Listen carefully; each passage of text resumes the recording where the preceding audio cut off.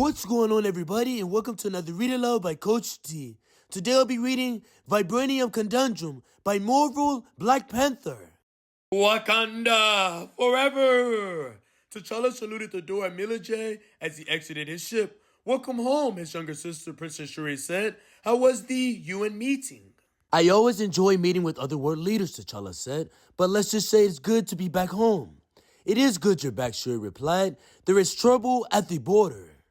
T'Challa and Shuri joined Okoye and a group of Wakandian boy Triformers in the palace throne room.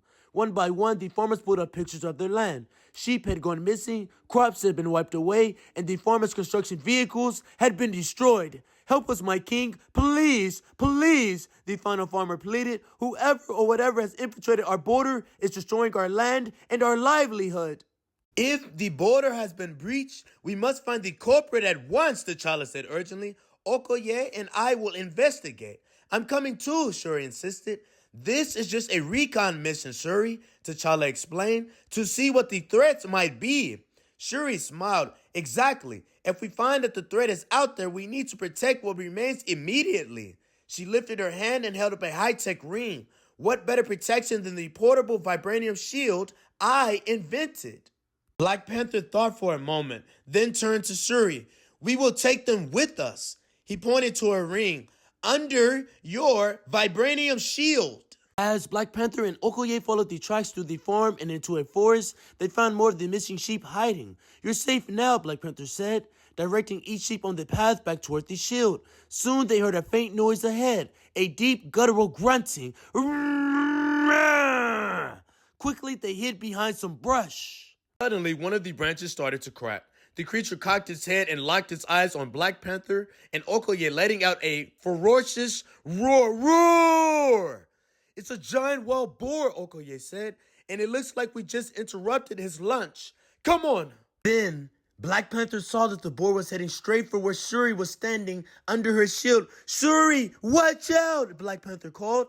Shuri held firm and so did the shield. Mission accomplished, she said. Now what?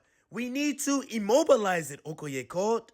I have an idea, Black Panther said, looking back toward the farm where they'd come from with this construction site. Okoye, he began, you're a fast runner, right?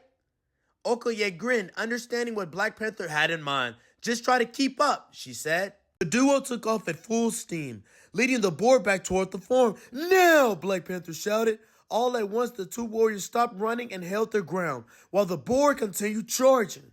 Just when he was nearly upon them, the duo leapt skillfully out of the way, and the boar fell into a gigantic hole. Ah, the art of simple distraction, T'Challa said with a grin. Not like your fancy technology, sister, but it did the job, eh? Shuri rolled her eyes.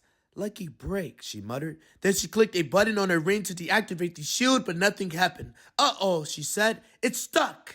Stand back, T'Challa called, getting a running start. He hurled a flying kick at the shield, but it didn't budge. Sister, how do we pull the plug on this thing?